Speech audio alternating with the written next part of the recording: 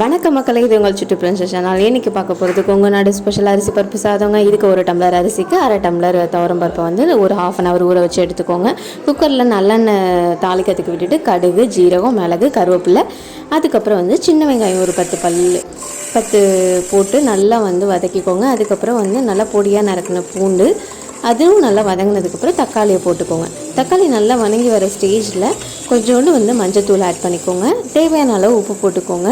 வரமிளகா முதல்ல ஆட் பண்ணிவிடுங்க, நான் மறந்துட்டேங்க. அதுக்கப்புறம் வந்து அரிசியும் பருப்பையும் போட்டு அதுக்கு வந்து 2½ கிளாஸ் தண்ணி ஊற்றிக்கோங்க. ஒரு டம்ளர் அரிசிக்கு 2½ கிளாஸ் தண்ணி, பருப்புக்கும் சேர்த்து ½ கிளாஸ் ஊற்றி 3 கிளாஸ் தண்ணி வச்சுருக்கேங்க. வச்சு இதில் கொஞ்சோண்டு கொத்தமல்லி போடுங்க. அப்புறம் சாம்பார் பொடி ஒரு ஸ்பூன் போடுங்க. போட்டுட்டு லாஸ்ட்டாக வந்து ஒரு ஸ்பூன் நெய் போடுங்க. போட்டு குக்கரில் விசில் வச்சு இறக்குனீங்கன்னா சூப்பரான அரிசி பருப்பு சாதம் ரெடி. உங்களுக்கு இந்த வீடியோ பிடிச்சிருந்தா லைக் பண்ணுங்கள், ஷேர் பண்ணுங்கள், சப்ஸ்கிரைப் பண்ணுங்கள். நன்றி, வணக்கம்.